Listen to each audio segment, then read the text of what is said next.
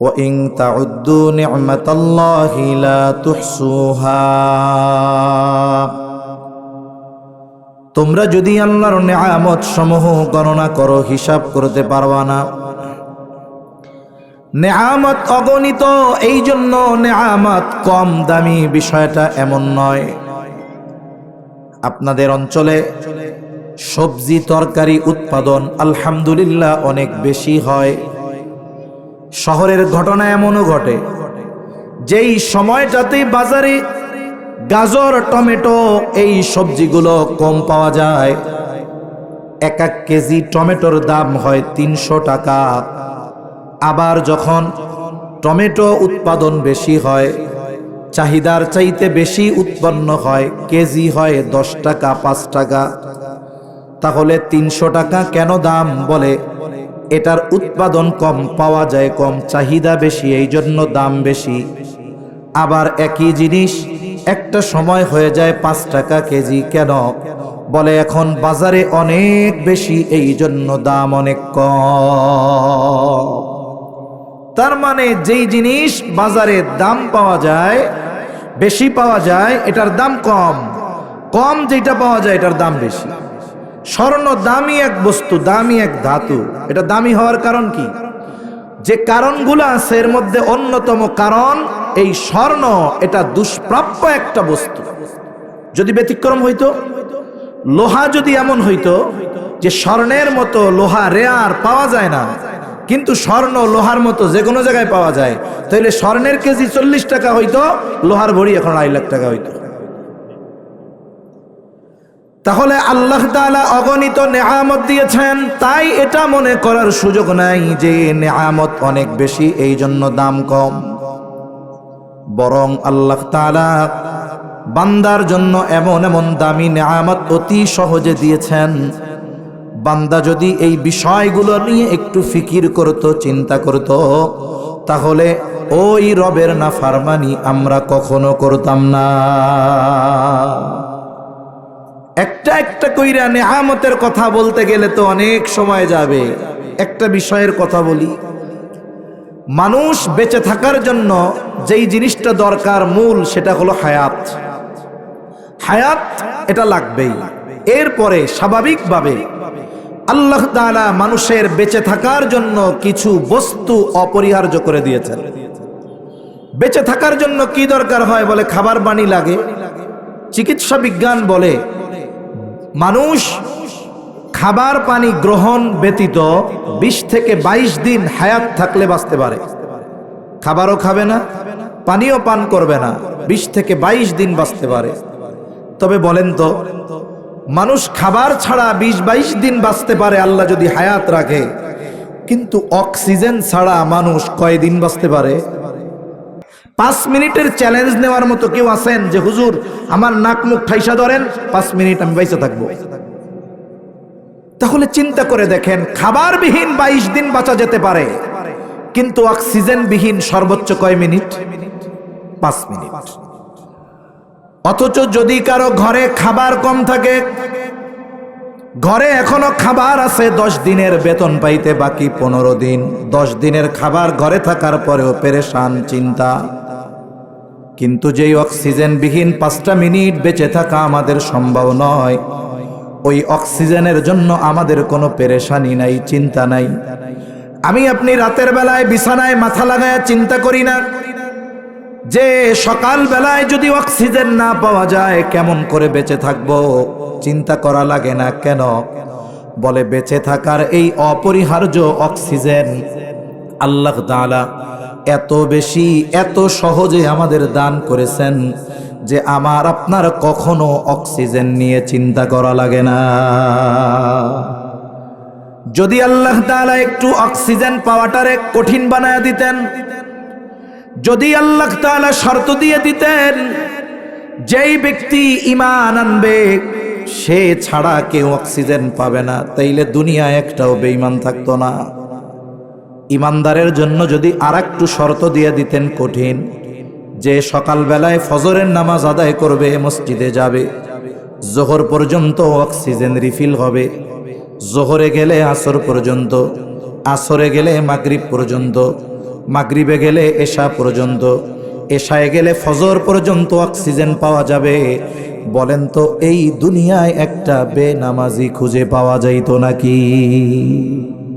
সব মুয়াজ্জিন হয়ে যাইতো, জীবন চলে যাইতো।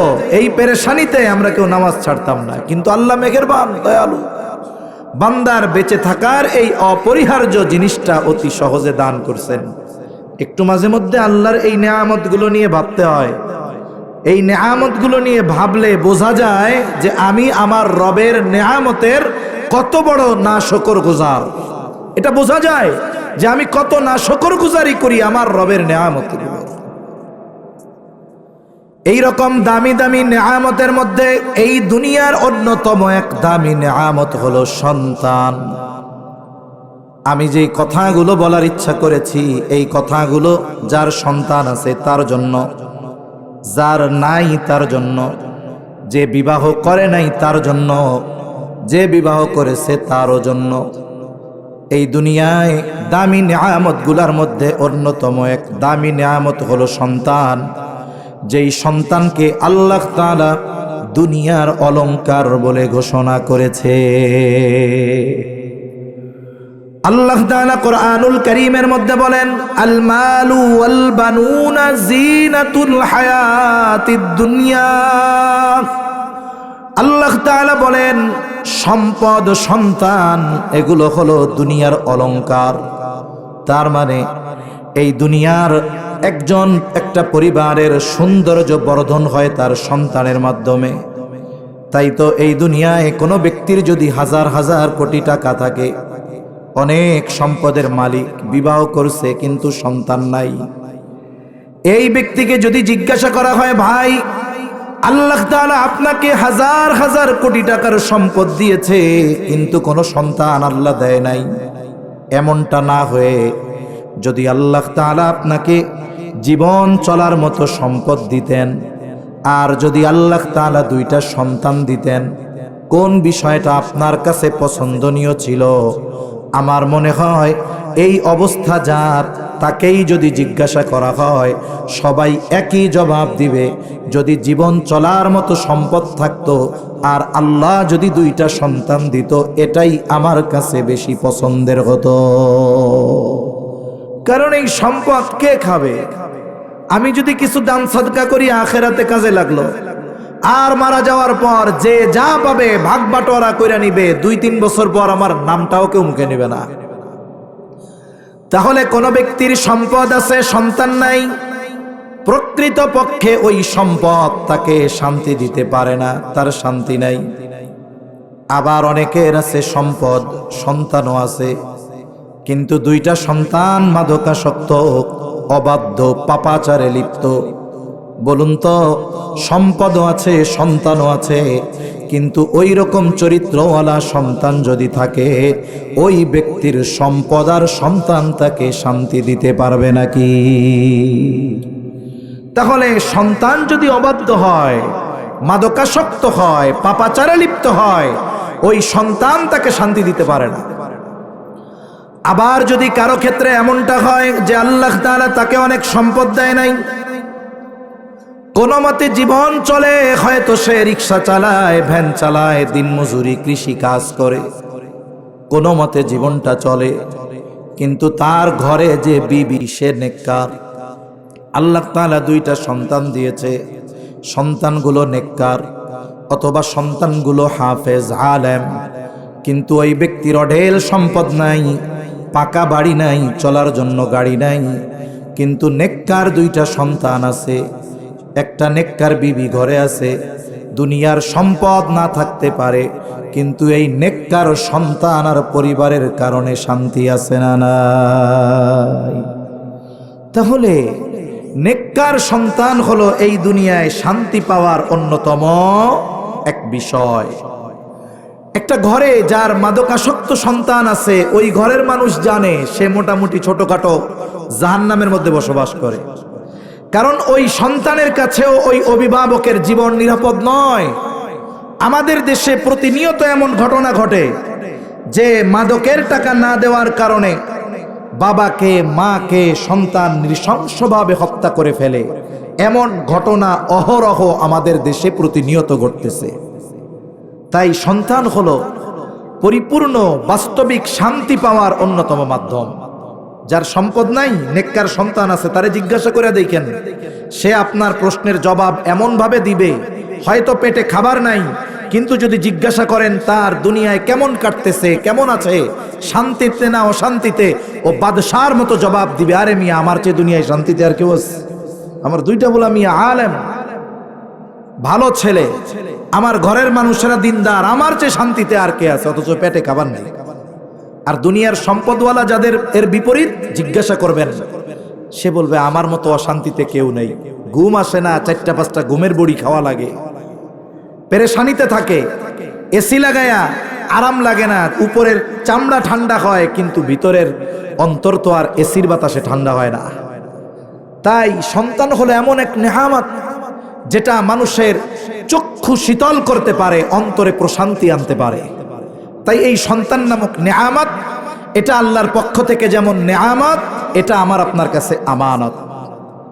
আগামী প্রজন্মের যেই পরিস্থিতি, যুবকদের কথা বাদ দেন, উঠতি বয়সের ছেলে ক্লাস 4, 5, 6-এ পড়ে, এদের যেই ধ্বংসের দিকে যেই দ্রুততার সাথে এরা অগ্রসর হচ্ছে, একটা জেনারেশন আসবে, জামানা আসবে, যদি এই গতিতে চলতে থাকে, আমরা যদি তাদের গতিরোধ না করি, সঠিক পথের দিকে যদি তাদের ফিরিয়ে না আনি, তাহলে 50 বছর পর হয়তো এই দেশে বসবাস করার মতো উপযুক্ত পরিবেশ থাকবে না। সেজন্য আমাদের সচেতন সতর্ক হওয়া দরকার। এই সন্তান আল্লাহর পক্ষ থেকে যেমন নেয়ামত, অনুরূপভাবে আমানত। এই আমানত কিভাবে রক্ষণাবেক্ষণ করতে হবে, শরীয়তে ইসলাম এই পদ্ধতি আমাদের শিক্ষা দিয়েছে। এই আমানতের ব্যাপারে আমাদের কি দায়িত্ব কর্তব্য আছে, এই বিষয়গুলো শরীয়তে ইসলাম আমাদেরকে শিক্ষা দিয়েছে। একটা সন্তান দুনিয়ায় আসলো, পিতা যদি মনে করে যে এই সন্তান হলো জীবন চক্রের একটা অংশ, তার মানে এখন সে ছোট, আমি পরিশ্রম করে কষ্ট করে তাকে বড় বানাবো, খাওয়াবো, লেখাপড়া শেখাবো, এরপরে চাকরি ধরবে, ব্যবসা ধরবে, উপার্জন করবে, আমি ঘরে বসে থাকবো, ও আমারে খাওয়াবে, আবার ওর সন্তান হবে, ও এরকম বড় বানাবে, আমি দুনিয়া থেকে চলে যাব, ও বৃদ্ধ হবে, ওর সন্তান ওরে খাওয়াবে। যদি এইটা কেউ মনে করে তাহলে সে ভুলের মধ্যে আছে। সন্তান শুধু এই জীবন চক্রের একটি অংশ নয়, বরং সন্তান হলো এমন এক সম্পদ, যেই সম্পদকে যথাযথভাবে যদি অভিভাবক কাজে লাগায়, ওই সন্তান তার দুনিয়া আখিরাতের সম্মানের কারণ হবে। আর যদি সে মনে করে জীবন চক্রের অংশ, তাহলে আমাদের দেশে অনেক বৃদ্ধাশ্রম আছে, প্রত্যন্ত অঞ্চলগুলোর মধ্যেও এখন বৃদ্ধাশ্রম আছে। এক এলাকায় গত বছর না তার আগের বছর যাওয়ার দুর্ভাগ্যই বলবো আমি হয়েছিল, যে পাকা রাস্তা নাই, কিন্তু ওই এলাকার মধ্যে কারেন্টের খাম্বার সাথে লাগানো দেখলাম যে এই দিকে বৃদ্ধাশ্রম আছে। তার মানে বুঝেন কত উন্নত এলাকা, যে একটা প্রত্যন্ত অঞ্চল, গ্রামে পাকা রাস্তা নাই ঠিক, কিন্তু বৃদ্ধাশ্রম আছে। এটা কি উন্নতির লক্ষণ? একটু চিন্তা করে দেখেন, শহরে তো প্রায় অনেক জায়গায় আছে বৃদ্ধাশ্রম। অধিকাংশ বৃদ্ধাশ্রমে যারা অবস্থান করে, আমার মনে হয় এরা রাস্তার ফকির না, ভিক্ষুক না। অধিকাংশ মানুষ একটা সময় সম্পদের মালিক ছিল, এখন নাই তা না, দুনিয়ার সব সম্পদ ব্যয় করে সন্তানদের ডাক্তার বানাইছে, ইঞ্জিনিয়ার বানাইছে, দুনিয়ার লাইনে অনেক শিক্ষিত করছে, কিন্তু দিন না শেখার কারণে ওই সন্তানদের কাছে ওই অভিভাবক, ওই পিতা, ওই মা এক সময় বোঝা হয়ে দাঁড়িয়েছে, যার কারণে পাঠায় দিছে বৃদ্ধাশ্রমে। একটা বাবা চায় না যে সে যখন বার্ধক্যে উপনীত হবে তার সন্তানের কাছে সে বোঝায় পরিণত হবে, এটা কোনো অভিভাবক চায় না। তাই আমরাও যদি এমনটা না চাই, এই সন্তানের ব্যাপারে কিছু করণীয় বিষয় আমাদের আছে। এই সন্তান নামক নেয়ামত, এটাকে আমরা গড়ে তুলবো কেমনে, এই সন্তানের তারবিয়ত কিভাবে হবে, শরীয়তে ইসলাম এটা আমাদের শিক্ষা দিয়েছে। সন্তানের তারবিয়ত, সন্তানকে গড়ে তুলতে হবে দ্বীনের আলোকে। কিসের আলোকে? জোরে বলেন, দ্বীনের আলোকে। এই যে সন্তানের দ্বীনি তারবিয়ত, শরীয়তে ইসলাম এটা যে আমাদের উপরে আবশ্যকীয় করে দিয়েছেন, এটা কোরআনে আল্লাহ জানায় দিয়েছেন। আল্লাহ তাআলা বলেন, ইয়া আইয়ুহাল্লাযীনা আমানু কু আনফুসাকুম ওয়া আহলিকুম নারা। আল্লাহ বলেন, হে ঈমানদারেরা, নিজে জাহান্নাম থেকে বাঁচো, অধীনস্থদেরকেও জাহান্নাম থেকে বাঁচাও। ঈমানদারদের উদ্দেশ্য করে আল্লাহ তাআলা দুইটা আদেশ দিলেন, নিজে জাহান্নাম থেকে বাঁচো, অধীনস্থদেরকেও জাহান্নাম থেকে বাঁচাও। একজন মানুষ ঈমান আনার মাধ্যমে অনন্তকাল জাহান্নাম থেকে বাঁচার নিশ্চয়তা পেয়ে যায়। কারণ নবীজি সাল্লাল্লাহু আলাইহি ওয়াসাল্লাম থেকে বর্ণনা হাদিস আসছে, নবীজি জানায়া দেন, কোন ব্যক্তির অন্তরে যদি যাররা পরিমাণ কল্যাণ থাকে, মুহাদ্দিসিনে কেরাম বলেন এখানে কল্যাণ দ্বারা উদ্দেশ্য হলো ঈমান। ওই ব্যক্তি যদি ওই যাররা পরিমাণ ঈমান নিয়ে মৃত্যুবরণ করতে পারে, দুনিয়ায় হয়তো পাপ কাজে লিপ্ত হয়েছিল, এই কারণে যদি আল্লাহ তাআলা তাকে শাস্তিও দেন, বলে ওই যে যাররা পরিমাণ কল্যাণ তথা ঈমানের কারণে আল্লাহ তাআলা একটা সময় তাকে জাহান্নাম থেকে নাজাত দিয়ে জান্নাতের মালিক বানায়া দিবে।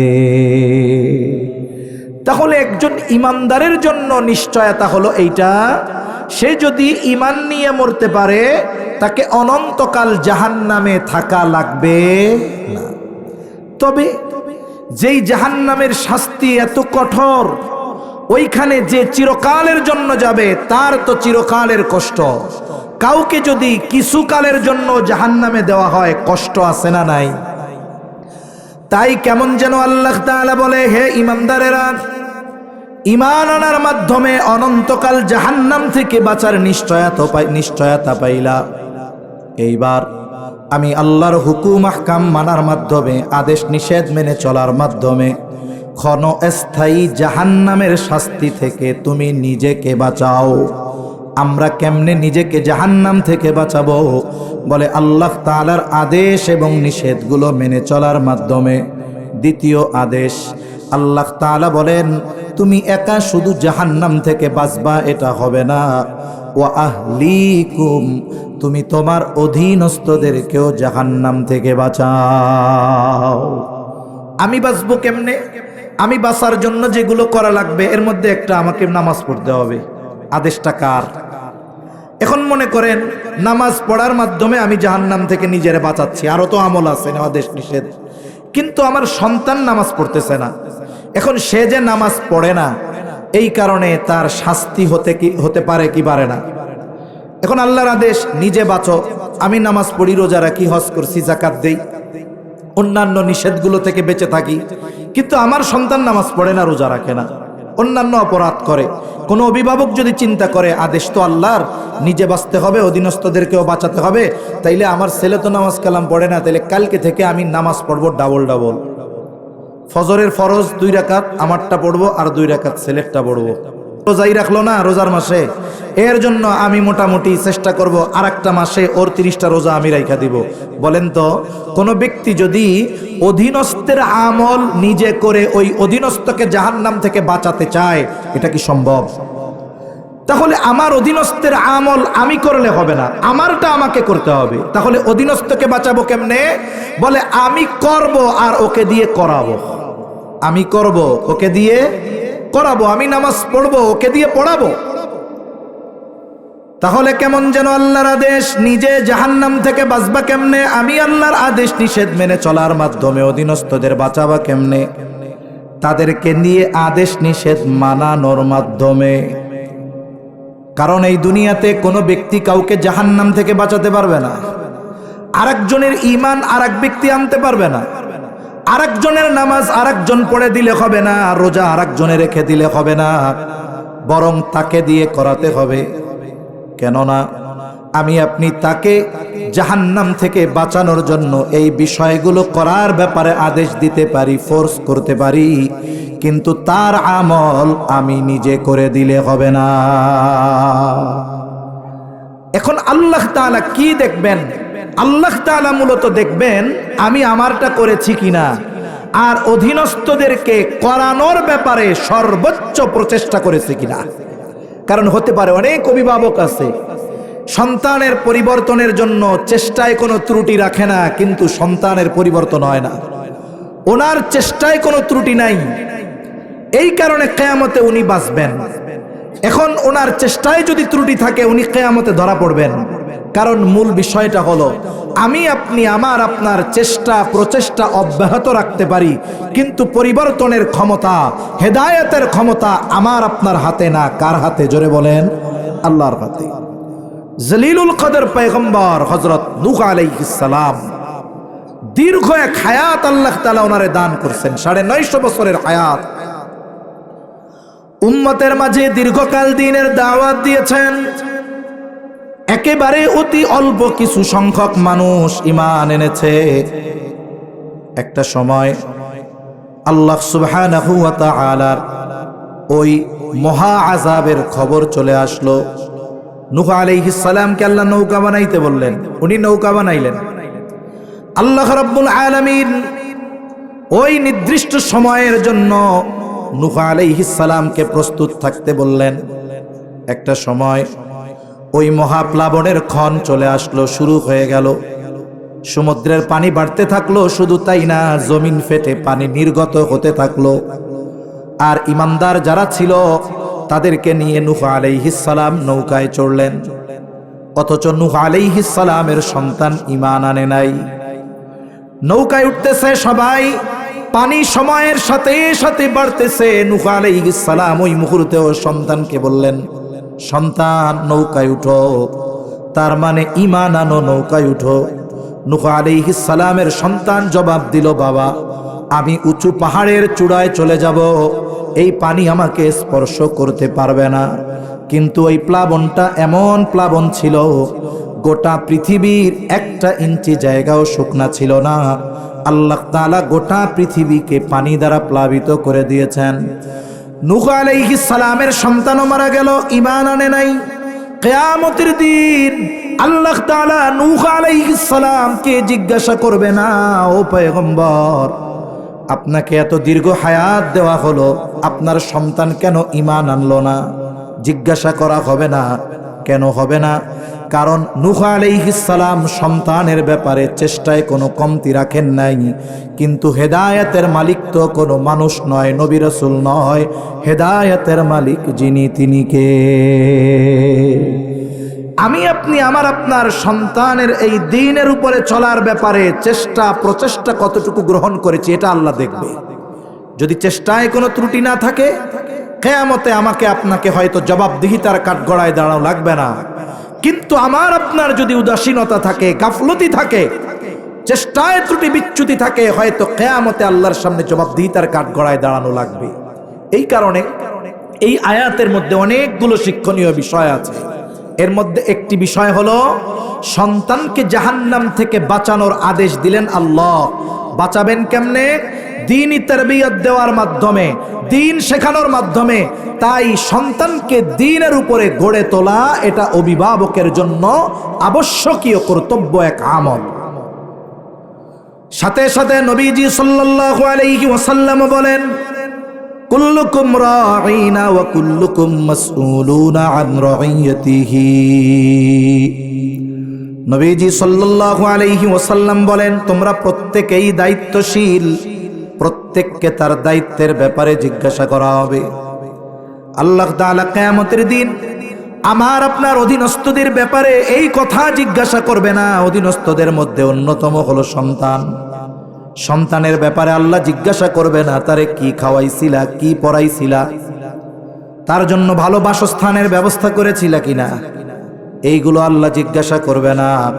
মূল জিজ্ঞাসা হবে তাকে আমি আপনি কতটুকু দ্বীন শিখিয়েছিলাম, এই ব্যাপারেই আল্লাহর আদালতে জবাবদিহিতার কাঠগড়ায় দাঁড়ানো লাগবে। এই হাদিসটা লম্বা একটা হাদিস, প্রথম অংশ পাঠ করলাম। এই হাদিসের মধ্যেও যতগুলো শিক্ষণীয় বিষয় আছে, এর মধ্যে অন্যতম একটি হলো সন্তানের দ্বীনি তারবিয়ত। তাহলে বোঝা গেল কোরআন এবং হাদিসের আলোকে সন্তানকে দ্বীনের উপরে গড়ে তোলা এটা অভিভাবকের জন্য আবশ্যকীয় কর্তব্য, ফরজ এক কাজ। এখন বিষয় হলো সন্তানের এই দ্বীনি তারবিয়াত, সন্তান প্রতিপালনের যেই এই পদ্ধতি শুরু হবে কখন থেকে? জেনারেল ধারণা, সাধারণ ধারণা, সন্তান যখন বড় হবে সন্তানের তারবিয়াত শুরু হবে। কিন্তু ইসলাম জানিয়ে দেয় না, না, সন্তানের তারবিয়াত এটা চলমান একটা প্রক্রিয়া, এটা সন্তান দুনিয়ায় আসার পরে শুরু হবে এমন নয়, বরং সন্তানের তারবিয়াত এটা সন্তান দুনিয়ায় আসার বহু আগ থেকে শুরু হয়ে যায়। সন্তান দুনিয়ায় আসার অনেক আগ থেকেই এই প্রসেসিং, এই কাজবাজ শুরু হয়ে যায়। আপনারা কি কথা বুঝতেছেন? সজাগ আছেন তো ইনশাআল্লাহ? মানে তো ভবিষ্যতে বুঝবেন। তোমরা এখন বুঝতেছেন না? কথা বুঝতেছেন তো? সজাগ আছেন তো? তাকবীর দেন, নারায়ে তাকবীর, নারায়ে তাকবীর, মাশাআল্লাহ। এখন বিষয় হলো এক এক এলাকার এক এক ভাব থাকে। এই যে আজকের মাহফিলের যিনি প্রধান মেহমান, হযরত তো চিনবে, আমাদের গোপালগঞ্জে এক ওয়াইজ আছে নাসিরউদ্দিন সাহেব। এখন উনি একটা তরজ নিয়ে ওয়াজ করে আর কি, গ্রামের মানুষ গ্রাম্য ভাষাই বলে, যে জায়গায় যাক। ওনারে অনেক দূরে মাহফিলে নিয়ে যাওয়া হয়েছে, চট্টগ্রামের দিক, খুব সম্মানীয়, খুব ভালো করা হয়েছে, খুব ভালো সম্মান করছে টরছে, কিন্তু উনি যাইতে চায় না। কই কেন যাইতে চায় না? কয় আমি যদি দিক যাই, আমি তো আমার মতো ওয়াজ করতে থাকি, সামনের শ্রোতাগুলো মনে হয় কিছু বুঝে না। উনি ওয়াজ করতেছে, এখন শ্রোতা বৈশা আছে, কিন্তু যদি শ্রোতা একটু নড়াচড়া না দেয়, ভাব ভঙ্গিতে যদি বোঝা যায় যে হ্যাঁ বুঝতেছি, তাইলে তো এক ভাব, তাই না? শ্রোতা বৈশা আছে, কিন্তু ওনার মনে হয় কি শ্রোতা আমার কথা বুঝতেছে না। শ্রোতা যদি হাজার হাজারও হয়, যিনি বলেন বলনেওয়ালা, ওনার যদি ধারণা এমন হয় যে শ্রোতা আমার কথা বুঝতেছে না, হাজার মানুষের কথা বলে মজা নাই, কিন্তু শ্রোতা 2-3 জন হোক, কিন্তু যদি মনে হয় যে উনি কথা নিচ্ছে, কথা বুঝতেছে, তাইলে ওই 2-3 জনের 2-3 ঘন্টা সুন্দর মতো কথা কওয়া যায়। তাই আপনারা কি কথা বুঝতেছেন? আলহামদুলিল্লাহ।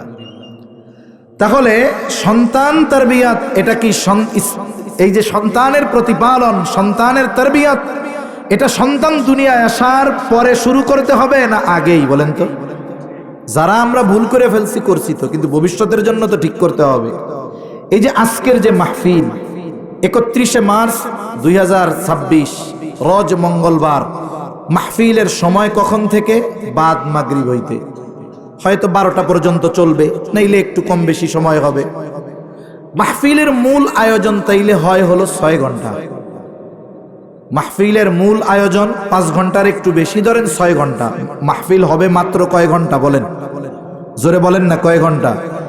আচ্ছা, এই পোস্টারটা বড় পোস্টার লাগাইছে, লাগানোর পরে এই মাইকওয়ালা ভাইদের আগের থেকে বইলা রাখছে, নাকি আজকে বিকালবেলা বলছিল? আগেই বলছে। মোটামুটি যাই হোক, ওনাদের আগের থেকে বলে রাখছে। ওনারা দেখলেন কি ওয়াজ মাহফিল শুরু কয়টা থেকে? বাদ মাগরিব হইতে। এখন উনি চিন্তা করছেন মাহফিল শুরু তো বাদ মাগরিব থেকে, তাইলে আমি মাইক টাইক সব নিয়া ওই মাদ্রাসায় গিয়া মাগরিবের নামাজ পড়লেই তো হইল, কারণ মাহফিল শুরু তো মাগরিবের পর থেকে। বলুন তো, উনি যদি মাগরিবের সময় আসতেন, তাইলে কি এশার সময়ও মাহফিল চালু করা যাইত? উনি আসছেন আরো অনেক আগে, উনাকে বলে রাখা হয়েছে আরো আগে, উনি আসছেন আরো আগে। এই যে আগের থেকে প্রস্তুতি। এখন যদি আজকের মাহফিল আয়োজন কইরা আমারে যদি সকালবেলায় কইতো, হুজুর আজকে তো আমাদের মাহফিলের তারিখ, এক কাজ করেন আপনি একটু এশার পরে এসে আমাদের বয়ান করে যান, সম্ভব ছিল? আমারে বলছে 6 মাস আগে, হযরতের বইরা লাগছে আগে। তার মানে কি হইল? মাহফিল কিন্তু মূলত 6 ঘন্টার। কয় ঘন্টার প্রস্তুতি? কি 6 ঘন্টার না 6 মাস আগের প্রস্তুতি? যার যত সুন্দর আয়োজন তার তত সুন্দরভাবে শেষ হবে। তাহলে সন্তান দুনিয়া আসার পরেই তারবিয়াত নয়, সন্তান যেন যথাযথভাবে দুনিয়া আসতে পারে এরও একটা তারবিয়াত আছে। ওই তারবিয়াতের শিক্ষা আল্লাহ কোরআনুল কারীমে দিয়েছেন। কোরআনুল কারীমে একটা সূরা আছে, সূরার নাম হলো সূরা ফুরকান। এই সূরার শেষ দিকে আল্লাহ তাআলা রহমানের বান্দাদের কিছু গুণাবলী উল্লেখ করছেন। আল্লাহ তাআলা বলতেছে ওরা হলো দয়াময়ের বান্দা, আমার বান্দা আর কি। এই বান্দাদের একটা গুণ আল্লাহ তাআলা বলছে। আল্লাহ তাআলা বলেন, الذين يقولون ربنا هب لنا من أزواجنا وذرياتنا قرة أعين وجعلنا للمتقين إماما।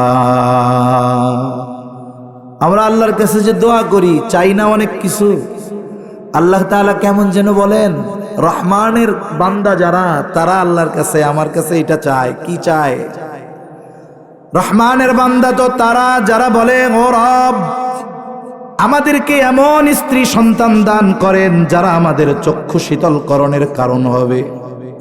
ওয়াজআলনা লিল মুত্তাকিনা ইমামা, আপনি আমাদেরকে মুত্তাকিনদের ইমাম বানায়া দেন। এই যে দোয়াটা আল্লাহ শিখাইছে, আম একটা দোয়া। এই দোয়া যে বিয়া করে নাই সেও করবে, যে বিয়া করছে সেও করবে, যে বিবাহ করছে সন্তান হয় নাই সেও করবে, যার সন্তান হয়ে গেছে সেও করবে। তার মানে এমন ব্যাপক এক দোয়া, এই দোয়ার মাধ্যমে সন্তান তারবিয়াতের প্রস্তুতি শুরু হয়। এই দোয়ার মধ্যে আমরা কি চাই আল্লাহর কাছে? আল্লাহর কাছে চাই আল্লাহ একটা নেক বিবি দেন। আল্লাহ নেক বিবি কেন চাই? বলে নেক বিবি চাওয়ার উদ্দেশ্য হলো আর একটা জিনিস চাইছি তো পরে, আল্লাহ নেক সন্তান দেন। তাহলে বোঝা গেল নেক সন্তানের সাথে নেক বিবির একটা সম্পর্ক আছে। সন্তান নেককার হওয়ার পেছনে একজন নেককার মায়ের ভূমিকা থাকে। এখন দোয়া করছে, নেক বিবি চেয়ে আল্লাহর কাছে দোয়া যে করতেছে, নেক সন্তান চেয়ে দোয়া করতেছে, এই দোয়াটাও সন্তান তারবিয়াতের অন্যতম অংশ। এই দোয়ার দ্বারা শুরু। যে কোনো কাজ করার আগে আমরা কি করি? দিনই কাজ হোক, দুনিয়াবি ব্যবসা বাণিজ্য হোক, আগে পরিকল্পনার সাথে সাথে আল্লাহর কাছে দোয়া করে, আল্লাহ ব্যবসাটা শুরু করতে যাচ্ছি, বরকত দিয়েন, আল্লাহ শকত বিপলাবদ থেকে বাঁচাইয়েন। এরপরে মাদ্রাসা করুক বা প্রতিষ্ঠান করুক, দোয়া করে আল্লাহ একটা জায়গার ব্যবস্থা করেন, একটা দিনই প্রতিষ্ঠান করতে চাই। এই যে দেখেন, ঘরও হয় নাই, কিচ্ছুও হয় নাই, জায়গাও নাই, কিচ্ছুও নাই, কিন্তু প্রস্তুতি শুরু হয়েছে কি হয়েছে না? দোয়া হলো পাওয়ারফুল এক প্রস্তুতি। এখন এই দোয়া করলো, এইবার প্র্যাকটিক্যাল তারবিয়াত শুরু হবে বিবাহের মাধ্যমে। প্র্যাকটিক্যাল তারবিয়াত শুরু বিবাহের মাধ্যমে। সন্তান নেক যদি চাই, নেককার মা দরকার। এই জন্য সন্তান তারবিয়াতের মূল কাজ শুরু হয় বিবাহ থেকে। তাই শরীয়তে ইসলাম বিবাহ যেমন নবীজির অন্যতম গুরুত্বপূর্ণ সুন্নাত, গুরুত্বপূর্ণ এক ইবাদত, এই বিবাহটা কোন পদ্ধতিতে সম্পাদিত হবে, কিভাবে করতে হবে, শরীয়তে ইসলাম এই নির্দেশনা আমাদের দিয়েছেন। অনেক মুহাদ্দিস সাহেবগণ, শাইখুল হাদিসগণ আছেন এইখানে। মাহফিলে লোকজন যা হয় হোক, কিন্তু এক একজন মানুষ এমন আছে, হাজার মানুষের কায়েম মোকাম। একজন মানুষের অবস্থান এরকম, আমাদের মতো হাজার মানুষ তার সমকক্ষ হবে না। হাদিসের প্রতিটা কিতাবে বিবাহ অধ্যায় আছে, কিতাবুন নিকাহ আছে, লম্বা অধ্যায়। একেবারে মেয়ে দেখা থেকে নিয়ে শুরু করে একেবারে বৈবাহিক জীবনে তালাক পর্যন্ত যা দরকার এ টু জেড সব আছে। এইখানে কোন গুণ দেখে মেয়েদেরকে বিবাহের জন্য বাছাই করা দরকার, কোন গুণ সম্পন্ন মেয়ে বিবাহ করা দরকার, সব ইসলাম বলে দিয়েছে। হাদিসে এটাও নবীজি বলছেন, বিবাহের ক্ষেত্রে কন্যা দেখতে হবে, তবে বাপ যাইয়া দেখবে না, দেখবে যে বিবাহ করবে সে। এরপরে কোন কোন গুণগুলোকে দেখে বিবাহ করতে হবে, ইসলাম এটা বলে দিয়েছে। আজকে সময়ের সাথে সাথে গ্রাম বলেন আর শহর বলেন, পারিবারিক কলহ, দ্বন্দ্ব, মনোমালিন্যতা, স্বামী স্ত্রীর মধ্যে মিল মোহাব্বত নাই বললে চলে। এর অন্যতম কারণ কি? আমরা বিবাহটাকে শুধু সামাজিক এক কাজ মনে করি, এটা যে ইবাদত। এই বিবাহ এ টু জেড কিভাবে হবে সব নির্দেশনা ইসলামে আছে, এটা আমরা মনে করি, ইসলামে মনে হয় নাই। কিন্তু আগের মানুষ, এনারা তো আলেম ছিল না, কিন্তু আগের মানুষের মধ্যে যত বুড়া হয় আরো মহব্বত বাড়ে। কেন? বলে আগের মানুষেরা কোরআন হাদিস বুঝতো না, কিন্তু বিবাহের আগে আলেমদের কাছে যাইতো, বিবাহের আগে আলেমদের কাছে গিয়ে পরামর্শ নিত। যে কিভাবে কি করা যায়, আলেমরা পরামর্শ দিত, ঠিক ওই পরামর্শ মোতাবেক ওরা চলতো। যার কারণে আগের মানুষ জানতো কম, মানতো বেশি, এজন্যই তারা শান্তিতে ছিল।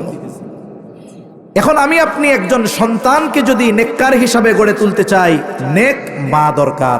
তাই ইসলাম বলে, নবীজি সাল্লাল্লাহু আলাইহি ওয়াসাল্লাম বলেন, তুনকাহুল মারআতু লিআরবাঈন, চারটি জিনিস দেখে মেয়েদেরকে বিবাহ করা হয়। 1 নাম্বার দেখা হয় তার সৌন্দর্য জামাল, 2 নাম্বার দেখা হয় তার বংশ, 3 নাম্বার দেখা হয় তার সম্পদ, 4 নম্বর দেখা হয় তার দিনদারিত্ব। তবে নবীজি স্পেশাল ভাবে দিনদারিত্বের ব্যাপারে বলেন, ফাযফার বিযাতিদ্দীন, তোমরা দিনকে প্রাধান্য দাও। তার মানে বাকি 3 বিষয় যদি পরিপূর্ণ থাকে, চেহারাও সুন্দর, বংশ ভালো, সম্পদও আছে, দিনদারিত্ব নাই, তাইলে বিপদ। কিন্তু যদি ব্যতিক্রম হয়, দেখতে একটু শ্যামলা, চেহারাটা অনেক সুন্দর না, বংশ অনেক উচ্চ না, টাকা পয়সা অনেক নাই, কিন্তু দিনদারিত্বের ক্ষেত্রে কোনো কমতি নাই, যদি কেউ বিবাহ করে একটু ধৈর্য ধরে, যে দিনদারিত্বের মধ্যে কোনো কমতি নাই, দিনকে প্রাধান্য দিয়ে যদি বিবাহ করে, যদি একটু সবর করে, আশা করা যায় যে এই নারীর গর্ভে আল্লাহ তাআলা এমন সন্তান তাকে দান করবে, যেই সন্তান তার চক্ষু শীতলকরণের কারণ হয়ে যাবে। আরেকটা জিনিস, বিবাহের আগে দেখার সৌন্দর্যের প্রাধান্য বেশি থাকে, বিবাহের ব্যাপারে পরে চরিত্রের সৌন্দর্যের প্রাধান্যতা বেশি থাকে। আমাদের দেশে যত বিবাহ বিচ্ছেদ ঘটে দৈনিক, অধিকাংশ দেখা যায় যে সংসার ভেঙে যাচ্ছে, কিন্তু স্ত্রীর চেহারা সুন্দর, স্বামী কয় রাখবই না। কেন রাখবে না? বলে চেহারা যত সুন্দর তার চাইতে চরিত্র তত খারাপ। ওরে যদি তখন বলা হয় বিবাহের আগে তো এটারই প্রাধান্য দিয়েছো, তখন কি বলে? বুঝি নাই তখন যদি বুঝতাম চরিত্র আগে যাচাই বাছাই করতাম। চরিত্রের সৌন্দর্যের দাম বিবাহের পরে বাড়ে, এই জন্য যেইটার মূল দাম সেটাকে আগেই প্রাধান্য দেওয়া দরকার। যদি সুন্দর হয় চেহারা, ভালো, অসুবিধা নাই। যদি সম্পদওয়ালা হয়, ভালো, অসুবিধা তো নাই। বংশ অনেক ভালো, অসুবিধা তো নাই। তবে দিনদারিত্ব তো থাকার দরকার। অথচ দেখুন, এই দিনদার একজন মা, এটা সন্তানের অন্যতম হক। প্রসিদ্ধ ঘটনা, হযরত ওমর রাদিয়াল্লাহু তাআলা আনহুর কাছে এক ব্যক্তি গিয়া তার সন্তানের ব্যাপারে অভিযোগ দিয়েছে। অভিযোগ হলো সন্তান পিতার হক আদায় করে না। এইবার ওই ছেলেটাকে খলিফাতুল মুসলিমিন বলে, কি ব্যাপার, তুমি তোমার বাবার হক আদায় করো না কেন? ছেলেটা এবার পাল্টা প্রশ্ন করে বলে, খলিফাতুল মুসলিমিন, হক কি শুধু পিতা সন্তানের কাছে পায়? সন্তান কি পিতার কাছে কোনো হক পায় না? হযরত ওমর রাদিয়াল্লাহু তাআলা আনহু ওই সময় মৌলিক কয়েকটা হকের কথা বলেছেন। এর মধ্যে একটি হক হলো প্রত্যেকটা সন্তানের তার পিতার কাছে প্রধান হক হলো একজন নেককার মা। তাহলে যেই বাবা সন্তানের জন্য নেককার মায়ের ব্যবস্থা করে না, সন্তান দুনিয়ায় আসার আগেই ওই পিতা সন্তানের একটা হক নষ্ট করে ফেলে। আধুনিক বিজ্ঞান বলতেছে, কোরআন হাদিসের কথা তো আছে, আধুনিক বিজ্ঞান বলতেছে, গত বছর আমি একটা লেখা পড়ছি, আমেরিকা অথবা ইংল্যান্ডের একজন গবেষক, উনি লিখছেন যে সন্তানের চরিত্রের 90% গঠিত হয় তার মায়ের থেকে। তার মানে একটা সন্তানের চরিত্র গঠন হয় তার কার থেকে? মার থেকে। বাবা ভালো খাওয়াতে পারে, বাবা ভালো পড়ানোর ব্যবস্থা করতে পারে, বাবা তো কর্মের কারণে অনেক সময় দূরে থাকে, অনেক সময় প্রবাসে থাকে, বাড়িতে থাকলেও বাবা কর্মের কারণে সকাল থেকে গভীর রাত পর্যন্ত বাইরে থাকে। অথচ সন্তানের ক্যারেক্টার গঠনের মূল সময় হলো 1 থেকে 5 বছর। এই সময়টার অধিকাংশ সময় সে কাটায় তার মায়ের কাছে, যার ফলশ্রুতিতে মায়ের আচার আচরণ আখলাক সব কিছুর প্রভাব সন্তানের উপরে পড়ে। শুধু তাই না, সন্তান যখন মায়ের গর্ভে থাকে, আল্লাহ তাআলা ওই সন্তানকে যখন মায়ের গর্ভে শ্রবণ শক্তি দান করে, ওই সন্তানকে যখন আল্লাহ তাআলা মায়ের গর্ভে প্রাণ দান করে, ওই সময়টা থেকেই সন্তান মায়ের কথা শুনে, মায়ের চিন্তার প্রভাব ওই সন্তানের উপরে পড়ে। তাহলে চিন্তা করে দেখুন, একটা সন্তানের চরিত্র গঠনে একটা মায়ের ভূমিকা কত বেশি থাকে, কল্পনাতীত ভূমিকা থাকে। তাই ইসলাম নেক সন্তান যদি আশা করি, তাহলে একজন নেককার মায়ের ব্যবস্থা করার ব্যাপারে ইসলাম গুরুত্ব দিয়েছে। তাহলে সন্তান তারবিয়াতের প্র্যাকটিক্যাল সূচনা কখন হলো? একজন নেককার মা হলো। এবার নেককার মায়ের ব্যবস্থা হয়েছে, নেক সন্তান দরকার। আগে তো সে দোয়া করছে একা, এখন দোয়া করবে দুজন মিলে। নেক সন্তান চেয়ে আল্লাহ তাআলার কাছে দোয়া করবে, বলে সন্তানের জন্য দোয়া করা, নেক সন্তান চেয়ে দোয়া করা, এটাও সন্তান তারবিয়াতের পার্ট। কারণ দোয়া হলো এমন পাওয়ারফুল এক জিনিস, যেটার দ্বারা মানুষের ভাগ্যকে আল্লাহ পরিবর্তন করে দেয়। এখন দোয়া করতে হবে নেক সন্তান চেয়ে, শুধু সন্তান চেয়ে নয়, বরং আল্লাহ তাআলার কাছে নেক সন্তান চেয়ে দোয়া করতে হবে। আর নেক সন্তান চেয়ে দোয়া করা এটা পয়গম্বর আলাইহিমুস সালামের আমল। সাইয়্যিদুনা ইব্রাহিম আলাইহিস সালাতু ওয়াস সালাম আল্লাহ তাআলার কাছে নেক সন্তান চেয়ে দোয়া করেছেন। কারণ কোন ব্যক্তি যদি সন্তানের জন্য একনিষ্ঠভাবে দোয়া করে, ওই দোয়া আল্লাহ কখনো বিফলে দেন না। ওই দোয়া আগে কিবা পরে, আজ অথবা কাল, সন্তানের জীবনে পিতা মাতার দোয়ার প্রভাব থাকে। সন্তানের জীবনে মা বাবার দোয়ার প্রভাব কেমন? খলিলুল্লাহ ইব্রাহিম আলাইহিস সালাম আল্লাহ তাআলার কাছে দোয়া করেছে, রব্বি হাবলি মিনাস সালিহিন, রব আমাকে একজন নেককার সন্তান দান করেন, সালেহ সন্তান দেন। মুফাসসিরিনে কেরাম বলেন, এখানে এটাও বোঝা যায় ইব্রাহিম আলাইহিস সালাম আল্লাহ তাআলার কাছে ছেলে সন্তান কামনা করেছে। তাই আল্লাহর কাছে ছেলে সন্তান চাওয়া এটাও ইব্রাহিম আলাইহিস সালামের এক আমল। তবে আমরা চাইতে পারি, কিন্তু কোনটা দিবেন ইচ্ছাটা কার? আল্লাহর। দুনিয়ায় চিকিৎসা বিজ্ঞান বলে এই কারণে ছেলে হয়, ওই কারণে মেয়ে হয়। সব কারণ বাদ দেন, আল্লাহ যেটা চায় সেটা হয়। বলেন আল্লাহ যেটা চায়, তাহলে ছেলে হওয়া মেয়ে হওয়া এটা কি দুনিয়ার মানুষের কোনো হাত আছে? এজন্য দুনিয়া অনেক সময় দেখা যায় অনেকের পর 3টা মাইয়া হইলে সে চিন্তা করে আর হবে না, আর একটা বিয়ে করতে হবে। শরীয়ত আপনারে সুযোগ দিছে, আপনি যদি ইনসাফ রক্ষা করতে পারেন করেন, সমস্যা নাই, সেটা পরের হিসাব। কিন্তু একজনের কন্যা হওয়ার কারণে আপনি যে তার উপরে দোষ চাপিয়ে আর একটা বিবাহ করতেছেন, এটা জুলুম করতেছেন। কারণ এই কন্যা হওয়ার পেছনে ওই নারীর কোনো দোষ নাই, ছেলে হওয়া মেয়ে হওয়ার পেছনে নারীর কোনো হাত নাই। এর নিয়ন্ত্রণ কার হাতে? আর মেয়ে হওয়াটাকে আল্লাহ তাআলা সুসংবাদ বলছে। কি সংবাদ? জোরে বলেন, জোরে বলেন, কি সংবাদ? সুসংবাদ। অনেকের রাগ হয়। গত বছর এক ভাই খবরে দেখছি 4টা মেয়ে হয়েছে পরপর, 5 নাম্বার বাচ্চাটা উনি মনে করছে ছেলে হবে। কারণ 2 বছর আগেও আল্ট্রাসোনোগ্রামের পরে ডাক্তার বলে দিত যে আপনার পেটে ছেলে না মেয়ে। কিন্তু কিছু জালেম আছে, যখন জানতো এটা মেয়ে হবে, ওইটারে ক্লিনিক্যাল ভাবে সিস্টেম করে ওইটার দুনিয়া থেকে বিদায় করে দিত পেটের মধ্যেই। জালেমগুলো, মনে রাখতে হবে কিয়ামতের দিন এই প্রাণগুলো আল্লাহর দরবারে ওই ব্যক্তিদের ব্যাপারে হত্যার অভিযোগ দায়ের করবে। সেজন্য সাবধান। এখন ওই লোক আল্ট্রাসোনোগ্রাম হয়েছে, ডাক্তার তো ওনারে আর বলে নাই ছেলে না মেয়ে, একটু ভাব ভুপ খুশি খুশি দেখাইছে, উনি ভাবছে তাইলে মনে হয় ছেলে হবে। কিন্তু আল্লাহ আবার মেয়ে দিচ্ছে। 5 নাম্বারটাও কি হয়েছে?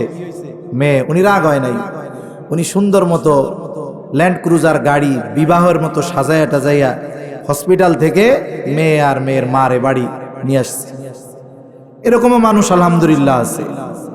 অথচ ছেলে হওয়া মেয়ে হওয়া এর নিয়ন্ত্রণ আল্লাহর হাতে। আল্লাহ তাআলা বলেন, ইয়াহাবু লিমান ইয়াশাউ ইনাসান ওয়া ইয়াহাবু লিমান ইয়াশাউ যুকুর আও ইউযাওয়িজুহুম যুকরানাও ওয়া ইনাসা ওয়া ইয়াজআলু মান ইয়াশাউ আকীমা। তিনি যাকে চান তাকে মেয়ে দেন, যাকে চান ছেলে দেন, যাকে চান উভয়টাই দেন, আবার যাকে চান তিনি কোনোটাই দেন না। তাহলে ছেলে হওয়া মেয়ে হওয়ার নিয়ন্ত্রণ কার হাতে, জোরে বলেন? এখন আল্লাহ তাআলা আপনাকে মেয়ে দিলেন, সুসংবাদ, চেহারাটা কালা হয়ে গেল মেয়ের খবরে। বলে এই যে মেয়ে হওয়ার সংবাদ পাবার পর যাদের চেহারা কালো হয়ে যায়, এদের এই অভ্যাসটা কেমন যেন ওই জাহেলিয়াতের সময়ের লোকগুলার সাথে মিলে যায়। আল্লাহ তাআলা কোরআনুল কারীমের মধ্যে বলেন, ওয়াইদা বুশিরা আহাদুহুম বিল উনসা যাল্লা ওয়াজহুহু মুসওয়াদ্দাও ওয়া হুয়া কাযীম। আল্লাহ বলেন, যখন তাদেরকে কন্যা সন্তানের সুসংবাদ দেওয়া হতো, তাহলে কন্যা সন্তান হওয়া এটা দুঃসংবাদ নয়, এটা সুসংবাদ। কি সংবাদ, জোরে বলেন? বলছে কে? আল্লাহ বলেন, যখন তাদেরকে কন্যা সন্তানের সুসংবাদ দেওয়া হতো, যাল্লা ওয়াজহুহু, এই সুসংবাদে তাদের। তাইলে বলেন, যারা কন্যা সন্তান হওয়ার পরে চেহারা কালা হইয়া গুছাইয়া পেশার মতো হয়ে যায়, এদের সাথে মিল আছে কাদের? ওই জাহেলিয়াতের সময়ের ওই লোকগুলোর। এজন্য আল্লাহর কাছে ছেলে চাইব ইব্রাহিম আলাইহিস সালামের আমল, তবে মেয়ে হলে কি রাখা যাবে? আরে ভাই, ছেলে যদি হয়, ওটা যদি বৎকার হয়, মাদকাসক্ত হয়, ওর যদি মেয়ে 5টা হইয়া নেককার হয়, ভালো হয়, এটা 1000 কোটি গুণ ভালো, ঠিক কিনা বলেন? তখন ইব্রাহিম আলাইহিস সালামের আমল নেক সন্তান চেয়ে দোয়া করা। ইব্রাহিম আলাইহিস সালাম দোয়া করলেন, আল্লাহ তাআলা জবাবে কি বলেন? ফাবাশশারনাহু বিগুলামিন হালিম। আল্লাহ তাআলা বলেন, আমি তাকে একজন সহনশীল সন্তানের সুসংবাদ দিলাম। আমার ঘটনা বলা উদ্দেশ্য নয়, এই ঘটনা সংক্ষিপ্ত সারে বলে একটা কথা বলা উদ্দেশ্য, তাই বলতেছি। ইব্রাহিম আলাইহিস সালামকে আল্লাহ জবাব দিলেন, জানায়া দিলেন, আমি তাকে সহনশীল একজন সন্তানের সুসংবাদ দিলাম। সন্তান দুনিয়ায় আসলো, আর সহনশীলতা হলো এমন এক গুণ, বলে বাকি ভালো গুণগুলোর সমন্বয়ে গঠিত একটা গুণ। যিনি হালিম তিনি আবেদ, যিনি হালিম তিনি সবের, যিনি হালিম তিনি শাকের। এক কথায় সমস্ত ধরনের ভালো গুণ সম্বলিত একটি সন্তানের সংবাদ আপনারে দিলাম। এইবার এই সন্তানটা বড় হইছে, বাবার সাথে চলার উপযুক্ত হইছে। আল্লাহ তাআলা বলেন, ফালাম্মা বালাগা মাআহুস সা'য়া ক্বালা ইয়া বুনাইয়া ইন্নী আরা ফিল মানাম আন্নী আযবাহুকা ফানজুর মাযা তারা। এই সন্তানটা যখন বাবার সাথে চলার উপযুক্ত হয়েছে, ইব্রাহিম আলাইহিস সালামকে আল্লাহ স্বপ্নে দেখাইলেন যে তিনি তার ওই কলিজার টুকরা সন্তানরে জবাই করতেছেন। আর দুনিয়ার সাধারণ মানুষের স্বপ্ন আর নবী রাসূলগণের স্বপ্ন এক নয়, বরং নবী রাসূলগণের স্বপ্ন হলো ওহী। কষ্ট হইতেছে আপনাদের? আমি আর লম্বা সময় নিব না, তাড়াতাড়ি শেষ করে দিব ইনশাআল্লাহ। নবী রাসূলগণের স্বপ্ন ওহী, তার মানে স্বপ্নে দেখতেছেন যে জবাই করতেছেন, এই জবাই করার আদেশ দিচ্ছেন কে? জোরে বলেন না কে? আল্লাহ। তা এইখানে পরীক্ষা তো একটা না, পরীক্ষা তো একাধিক। ইব্রাহিম আলাইহিস সালাম এইবার সন্তানের কাছে গিয়ে এই স্বপ্নের কথা বলছেন। আল্লাহ জবাই করার আদেশ দিয়েছেন। সন্তানরে তো বলার দরকার নাই, উনি আদেশ পালন করবে। তা উনি সন্তানরেও পরীক্ষা করতেছেন যে দেখি আমার সন্তান তো হালিম, আল্লাহ বলেছিল, দেখি আল্লাহর এই আদেশ মানার ক্ষেত্রে, আল্লাহর আদেশের আনুগত্যের ক্ষেত্রে আমার সন্তানটা কত দূর অগ্রগামী, একটু পরীক্ষাটা নেই। এবার উনি সন্তানকে গিয়ে বলতেছে, ইয়া বুনাইয়া ইন্নী আরা ফিল মানামি আন্নী আযবাহুকা ফানজুর মাযা তারা। ইব্রাহিম আলাইহিস সালাম সন্তানকে গিয়ে বলে, হে আমার বৎস, ইন্নী আরা ফিল মানামি আন্নী আযবাহুকা ফানজুর মাযা তারা। আমি তো স্বপ্নে দেখেছি যে আমি তোমারে জবাই করতেছি, এই ব্যাপারে তুমি কি কও? সন্তান যদি তখন বলতো, আব্বু, তাফসীরের মধ্যে আসছে ৮৬ বছর বয়সে আল্লাহ তাআলা ইব্রাহিম আলাইহিস সালামকে সন্তান দান করেছে। উনি যদি তখন বলতেন, আব্বু, আল্লাহর কাছে এত কান্নাকাটি করেছে, বার্ধক্যকালে আল্লাহ তাআলা আমারে দিছে, আপনি আমারে জবাই করবেন কেন? আল্লাহর একটু বলেন না যে এই আদেশটা পাল্টাইয়া অন্য কোনো আদেশ দিতে। অথবা ওই সন্তান যদি বলতো, না না না, এই কাজ আপনি করবেন না, আপনাদের কি মনে হয় আল্লাহর আদেশ আসার পরেও সন্তানের এই নিষেধ বা বাধার কারণে ইব্রাহিম আলাইহিস সালাম কি আল্লাহর আদেশ মান্য করতে পিছু হটতেন নাকি? উনি পিছু হটতেন না, যা বলে বলুক, হাত পাও বাইন্দা শরীর তলে শোয়াই দিতেন। কিন্তু সন্তান তো হালিম, বলছে কে? জোরে বলেন না কে? হালিমের মতোই জবাব দিছে। সে কি কয়? সোজা সাপটা কথা, ইয়া আবাতি ফাআল মা তুমার, হে আমার পিতা, আপনি যেই ব্যাপারে আল্লাহর পক্ষ থেকে আদেশ প্রাপ্ত হয়েছেন আপনি সেটাই করেন। তার মানে আল্লাহ আপনারে জবাই দিতে বলছে, আপনি আমারে জবাই দেন। তা এরপরেও তো সন্তান, আমার আপনার নবী সন্তানের বিরহে কান্না করেছেন, চোখ বেয়ে পানি পড়ছে। বাবা আল্লাহর আদেশ মানবে, সন্তানরে ছুরির তলে শোয়া দিবে, কিন্তু বাবা হিসাবে অন্তরের মধ্যে সন্তানের জন্য মায়া কষ্ট থাকবে, এটা স্বাভাবিক। এইবার পাল্টা কেমন যেন সন্তান বাবাকে সান্ত্বনা দিয়া বলে, বাবা, আল্লাহ আপনাকে যা আদেশ করেছে আপনি সেটাই করেন। সাতাজিদুনি ইনশাআল্লাহু মিনাস সাবিরিন, ইনশাআল্লাহ আপনি আমাকে ধৈর্যশীলদের অন্তর্ভুক্ত পাবেন। আল্লাহ আপনারে জবাই করতে বলছে, আপনি আমারে জবাই করেন। সুবহানাল্লাহ বলেন। একটু চিন্তা করছেন এই জায়গায় যে সাধারণ কোনো আদেশ না, কি বিষয়? যে বাবার কথায় ছুরির নিচে শুইতে হবে আল্লাহর ইচ্ছায়। এই যে বাবার কথায় আল্লাহর আদেশ মান্য করতে গিয়ে হাসি মুখে যে ছুরির তলে শুয়ে পড়ছে, এটা হলো ওই দোয়ার প্রতিফল। কোন দোয়ার? রব্বি হাবলি মিনাস সালিহিন। এখন আমাদের অবস্থা কি? সব জায়গায় একই পরিস্থিতি। শহরে জুমার দিন যখন জুমার নামাজ পড়ায় মাঝে মধ্যে বসি, অনেকে এসে দোয়া চায়। কি দোয়া? হুজুর দোয়া করেন, ছেলেটা এত মহব্বত করি, এত মায়া দয়া করি হুজুর, ছেলেটা অবাধ্য হয়ে গেছে, একটা কথাও শুনে না। তখন বলে যে হুজুর ছেলের জন্য কি নাই যে করি নাই হুজুর, কি করছেন? বলে হুজুর যা চাইছে তাই দিছি। হ্যাঁ, এটাই তো সাড়ে সর্বনাশ করছেন আপনি। যা চাইছে তাই দিছি হুজুর। হুজুর গরমের সময় আমার রুমে এসি নাই, ছেলের যেন কষ্ট না হয় এসি লাগাইয়া দিছি। এরপরে আমি কষ্ট করে অফিসে হেঁটে হেঁটে লোকাল গাড়িতে যাই হুজুর, ছেলের স্কুলের যাওয়ার জন্য গাড়িটা দিয়ে দিয়েছি। একজন লোক তার দেখাশোনার জন্য আছে। এত এত কথা। আমি মনে মনে বলি, আসলে কথা শোনার জন্য যা করার দরকার ছিল এটা করেন নাই। তাই এই দোয়া, এটা সন্তানের জীবন পরিবর্তনের অন্যতম এক মাধ্যম। যাদের সন্তান হয় নাই তারা আল্লাহর কাছে দোয়া করবে, যাদের সন্তান হয়েছে তারাও দোয়া করবে। সন্তান হইছে, দোয়া চলতেছে, একটু উল্টাপাল্টা দুষ্টমি করে, খবরদার বদদোয়া দেওয়া যাবে না। কোরআন হাদিসের মধ্যে সন্তানদের জন্য আল্লাহ তাআলা এবং আমার আপনার নবী কোনো বদদোয়া শিখাইছেন? একটা দোয়া দেখাইতে পারবেন যে বাপরে শিখাইছে বলার লাগে এই বদদোয়াটা করো? নবীজি বলছে যে তোমার সন্তানের জন্য এই বদদোয়াটা করো, শিখাইছেন? সব নেক দোয়া। কিন্তু আমরা অনেক সময় কি করি?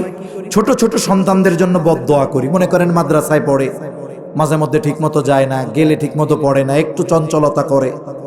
এখন বাড়ি এসে উস্তাদ অভিযোগ দেয় অভিভাবকের কাছে, বাপরে পায় না, মার কাছে বলে।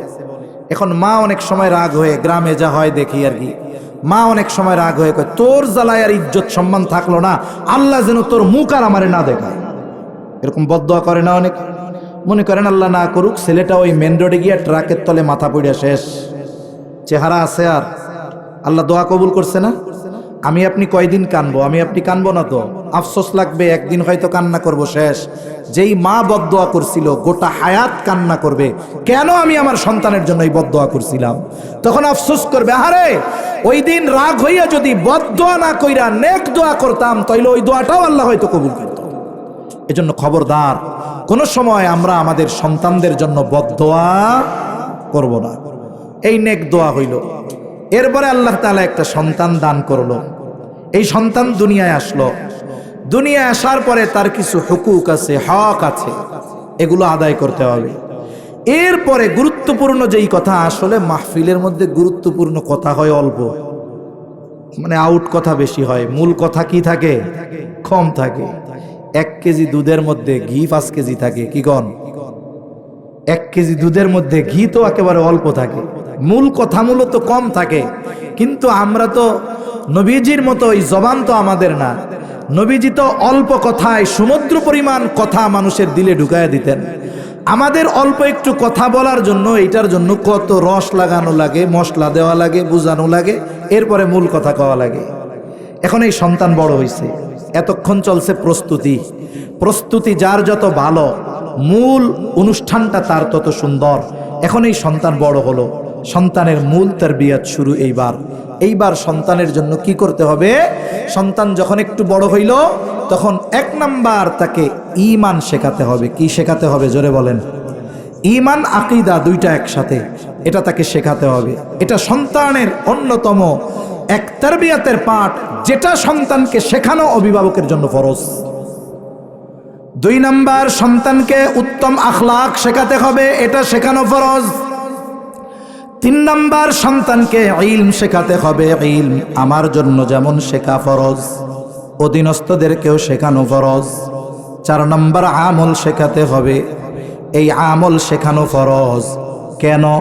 ওই যে আল্লাহর নির্দেশ, নিজে বাঁচো, অধীনস্থদেরকে জাহান্নাম থেকে বাঁচাও। বলেন তো, জাহান্নাম থেকে বাঁচার জন্য ঈমানের দরকার আছে না নাই? বলেন তো, নবীজির আখলাক চরিত্রের দরকার আছে না নাই? জবান খুলে বলেন, জাহান্নাম থেকে বাঁচার জন্য ইলমের দরকার আছে না নাই? জাহান্নাম থেকে বাঁচার জন্য আমলের দরকার আছে না নাই? তাহলে বোঝা গেল, আমি অভিভাবক, আমার উপরে আমার সন্তানকে ঈমান, আখলাক, ইলম আর আমলের তারবিয়ত দেওয়া ফরজ। আপনার ঘরে যদি সন্তান থাকে আপনার জন্য ফরজ, আমার ঘরে যদি থাকে আমার জন্য ফরজ। আদেশ কার? জোরে বলেন, আদেশ কার? এখন আমার উপরে ফরজ, কিন্তু ফরজ কার উপরে বলেন? আমার উপরে। কার উপরে? আমার উপরে। এখন আমি কি করি?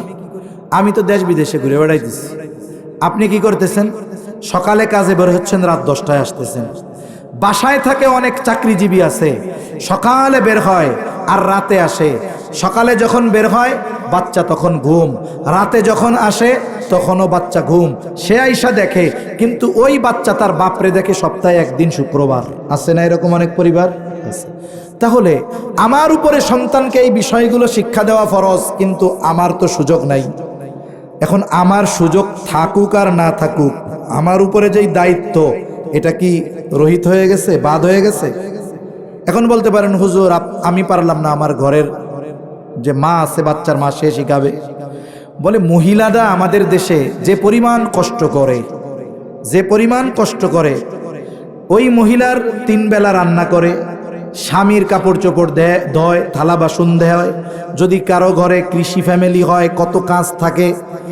এই সব কাজ কমপ্লিট করে তার 5 ওয়াক্ত নামাজ ঠিকমতো পড়া তার জন্যই কষ্টকর হয়ে যায়, ঠিক কিনা বলেন?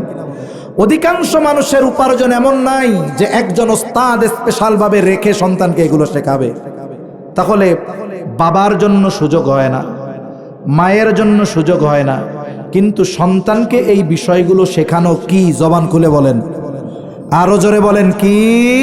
ফরজ। শেখাতে হবে। এখন শেখাবো কোথায়? শেষ কথা আমার, আপনাদের এলাকায় প্রাইমারি স্কুল আছে না? আছে না? নাই কন্যা? তাহলে আমার সন্তানটারে প্রাইমারি স্কুলে দিলে আমার যে বিষয়গুলো শেখানো ফরজ, ওইগুলো ওইখানে শিখাইয়া দিবে। কারণ প্রাইমারি স্কুলে ঈমান শেখায়, আরো তো যা শিখাইতে চায় তাতে বেঈমান হবে। উত্তম আখলাক শেখায়, বলেন ইলম শেখায়, দিনের উপরে চলার জন্য যতটুকু ইলম দরকার এতটুকু তো সবার জন্য শেখা ফরজ, ওইটুক কি শেখায়? আমল শেখায়? শেখায় না। অথচ আমাকে তো সন্তানকে শেখাতে হবে, নাইলে কি হবে? কিয়ামতের দিন আমি যদি তাহাজ্জুদ পইড়া, আওয়াবিন ইশরাক পইড়া, হজ কইরা, আলগাজ হইয়া কবরে যাই, কিয়ামতের দিন দাঁড়াইলাম, ছেলেরে শিখাই নাই, ও হইছে জাহান্নামী। ও বলবে রব্বানা ইন্না আতা'না সাদাতানা ওয়া কুবারা'না ফাদাল্লুনা সাবিলা। এই যে আল্লাহ, আমি যে আজকে জাহান্নামী হইছি এর জন্য যে দায়ী, ওই যে আমার আদিশা বাব্বা খাড়ায়া আছে, ওনার কারণে আজকে আমি জাহান্নামী হইলাম। উনি আমাদেরকে পথভ্রষ্ট করেছে। ফাদাল্লুনা সাবিলা রব্বানা আতিহিম দি'ফাইনি মিনাল আযাব, ওনার আযাবরে দ্বিগুণ করেন। এখন বলেন তো কিয়ামতের দিন তাইলে ধরা আছে না নাই? এখন শেখানোর দরকার আছে না নাই? নাহলে ধরা খাইতে হবে। স্কুলে তো শেখায় না। যদি আমাদের তো আশা এরকম, আমাদের আশা তো এরকম যে আমাদের স্কুলগুলো এমন হবে, আমাদের স্কুলের কারিকুলাম এমন হবে, 5 পর্যন্ত আমার ছেলে পড়াশোনা করার পর, আমার মেয়ে পড়াশোনা করার পর সে একজন মুসলমানের জন্য যা দরকার সব শিখে আসবে।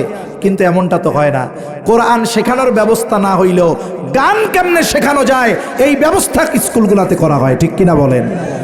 ঈমান শেখানো হয় না, কিন্তু শিরক শেখানো হয়। তাহলে যেখানে আমার সন্তানের ঈমান নষ্ট হচ্ছে, কাজ তো হচ্ছে না, আমাকে তো বাঁচতে হবে, আল্লাহর আদেশ তো মানতে হবে। তাহলে কি করা দরকার?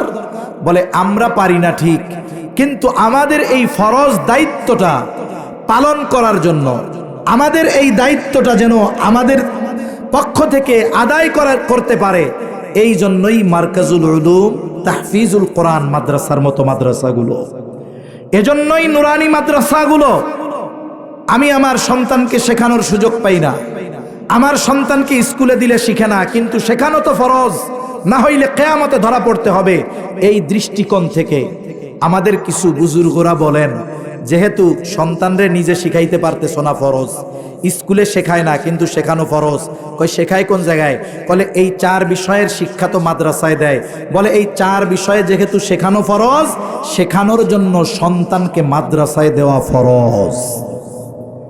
এটা ওনাদের পরিভাষায় ফরজ বলতেছে, শরঈ পরিভাষার দিক দিয়ে না যে আল্লাহ কইছেই মাদ্রাসায় দাও, না, যেহেতু শেখাইতেছে ওই জায়গায়, শেখানোটা ফরজ। আমরা পারতেছি না, ওনারা মাদ্রাসায় দিয়ে শেখানোটা কতটা জরুরি, এই জন্য ওনাদের ভাষায় বলতেছে মাদ্রাসায় দেওয়া ফরজ। কেন? মাদ্রাসায় ছোট্ট বাচ্চা যখন যায়, ঈমান শেখে কি শেখে না? জোরে বলেন। তার আখলাক, চরিত্র, নববী চরিত্রের আলোকে গড়ে ওঠে কি ওঠে না? সে ইলম শেখে কি শেখে না? আমল শেখে কি শেখে না? অনেক কলেজ ইউনিভার্সিটির স্টুডেন্ট, ওকে যদি বলা হয় জানাজার নামাজ কেমনে পড়াও, ও বলবে হুজুর ওযু নাই, ওযু করে আসি, এক দৌড়ে ভাগবে আর সামনে আসবে না। কিন্তু আপনি নুরানি মাদ্রাসার ক্লাস 1-2 ছাত্ররে বলেন, ও প্র্যাকটিক্যাল পড়ায়া দিবে। এদের আমল কত সুন্দর, ছোট ছোট ছাত্রের কত সুন্দরভাবে তারা ইবাদত করে। এক মাদ্রাসার সিসি ক্যামেরার ভিডিও অনেক ফেসবুকে প্রচার হয়েছে, আমারও দেখার সৌভাগ্য হয়েছে। একটা ভিডিওতে দেখলাম ছোট্ট একটা বাচ্চা, হেফজখানার অথবা মক্তবের হইতে পারে, ওস্তাদরা যখন ছাত্রদের নিয়ে সপ্তাহে বসে, ছোট ছোট বাচ্চা, ওরা এখনো দুষ্টুমি করে, হুজুর কথা বলে, ওরা লাফালাফি করে, করবেই, বয়স তো এটা। এরপরেও হুজুর বলে, দেখো তোমরা আল্লাহর কাছে দোয়া করবা, পারলে রাত্রে ওইটা তাহাজ্জুদে আল্লাহর কাছে চাইলে তোমার যা মন চাই তুমি তাই পাইবা। কিছু ছোট ছোট মানুষ আছে না, ওদের দিলের মধ্যে কথাটা গাইতে যায়। একটা ভিডিও দেখতেছি যে বাচ্চাটা প্রস্রাব করার জন্য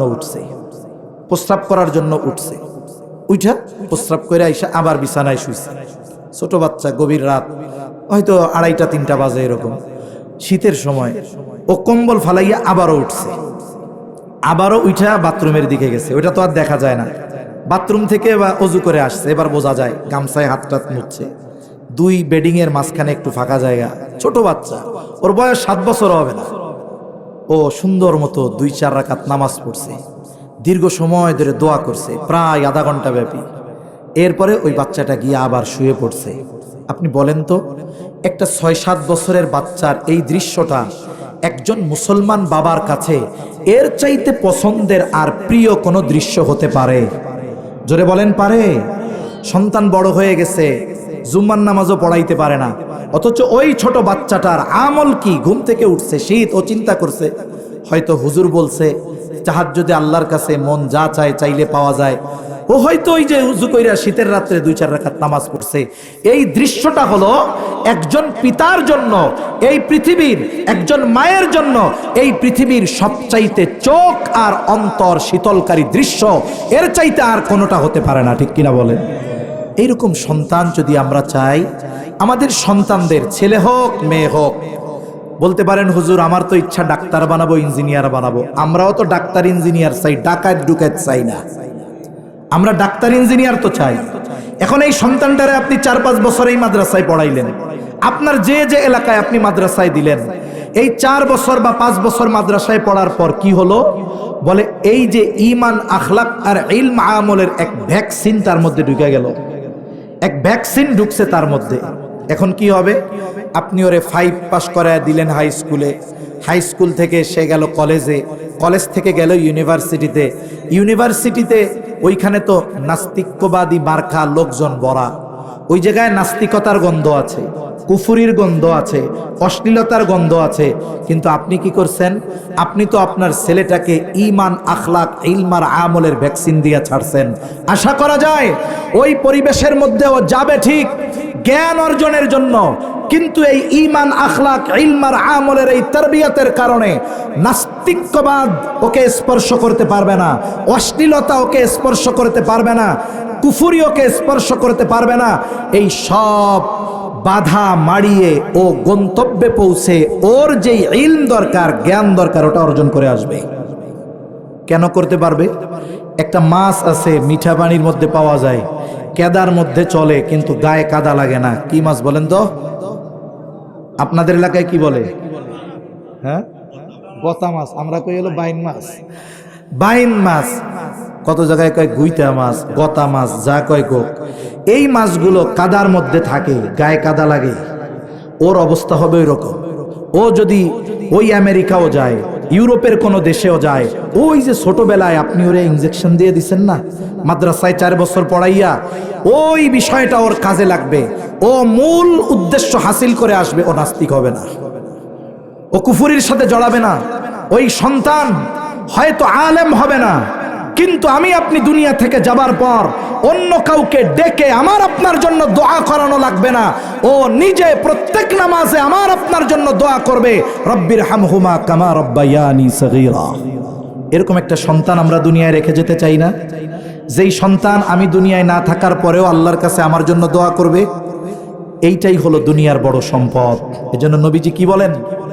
মানুষ মারা যাওয়ার পর তার সব সওয়াব যাওয়ার রাস্তা বন্ধ হয়ে যায়। 3টা রাস্তা খোলা থাকে, এর মধ্যে একটা হলো এই ওয়ালাদুন সালেহ, নেক সন্তান। এখানে নবীজি আলেম বলেন নাই, নেক সন্তান বলেছেন। এই সন্তান যদি থাকে, এরা আমি আপনি দুনিয়া থেকে যাবার পর আমার আপনার জন্য দোয়া করবে। বলেন তো ওই নেক সন্তান যখন হবে বৃদ্ধকালে, ও কি আমারে আপনারে বৃদ্ধাশ্রমে ফালায়া দিবে? আরে ভাই, ও যদি দিন মজুরিও দেয়, ও যদি রিক্সাও চালায়, ও যদি অন্যের জমিনেও কাজ করে খায়, ও আমাকে আপনাকে বোঝা মনে করবে না। ও যদি লবণ দিয়ে খায়, আমারেও লবণ দিয়ে খাওয়াবে। ও বোঝা মনে করে রাস্তায় ফালায়া দিয়ে আসবে না। আমরা এরকম এক সন্তান চাই, আগামীর এক প্রজন্ম এরকম চাই, যারা হবে নেককার, যারা হবে সালেহ, ডাক্তার হবে, ইঞ্জিনিয়ার হবে, যা হবে হবে, কিন্তু এরা নেককার হবে। এই প্রজন্ম যদি আমরা চাই, এই যে শরীয়তে ইসলাম, কোরআন হাদিস থেকে যেই বিষয়গুলো আমরা জানলাম, এই বিষয়গুলোর আলোকে আমাদের সন্তানদেরকে গড়ে তুলতে হবে। আর সন্তানদেরকে দ্বীনি শিক্ষায় শিক্ষা দেওয়ার জন্য মাদ্রাসার বিকল্প এখন আমাদের দেশে আর কোনো কিছু নাই। তাই অনুরোধ আপনাদের কাছে, সন্তান ছেলে হোক আর মেয়ে হোক, এই প্রাথমিক শিক্ষাগুলো কমপক্ষে সন্তানদেরকে মাদ্রাসায় দিবেন। তাহলে ওয়ালাদুন সালেহ হবে, নেক সন্তান হবে। এরা আমার আপনার জন্য দুনিয়া আখিরাতের সম্পদে পরিণত হবে। আল্লাহ সুবহানাহু ওয়া তাআলা আমাদের সকলের অধীনস্থদেরকে যেই পদ্ধতিতে জাহান্নাম থেকে বাঁচানোর চেষ্টা করা যায়, আল্লাহ তাআলা ওইভাবে আমাদের অধীনস্থদের জাহান্নাম থেকে বাঁচানোর চেষ্টা আল্লাহ করার তৌফিক দান করেন। আমাদের সন্তানদেরকে আল্লাহ তাআলা দুনিয়া আখিরাতের প্রকৃত সম্পদে পরিণত করেন। সকলে জবান খুলে বলি আমিন, আরো জোরে বলি আমিন। ওয়া আখিরু দাওয়ানা আনিল হামদুলিল্লাহি রাব্বিল আলামিন। আসসালামু আলাইকুম ওয়া রাহমাতুল্লাহি ওয়া বারাকাতুহু। আচ্ছা, আমরা দুরূদ শরীফ পাঠ করি। আল্লাহুম্মা সাল্লি আলা মুহাম্মদ ওয়া আলা আলি মুহাম্মাদিন কামা সাল্লাইতা আলা ইব্রাহিম ওয়া আলা আলি ইব্রাহিম ইন্নাকা হামিদুম মাজিদ। আল্লাহুম্মা বারিক আলা মুহাম্মাদিন ওয়া আলা আলি মুহাম্মাদ কামা বারাকতা আলা ইব্রাহিম ওয়া আলা আলি ইব্রাহিম ইন্নাকা হামিদুম মাজিদ।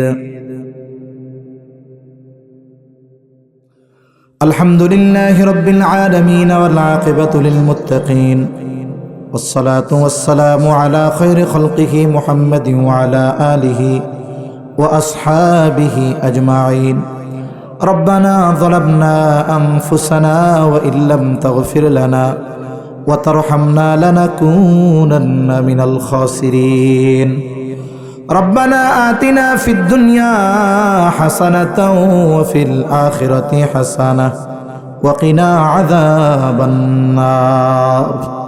ربنا لا تزغ قلوبنا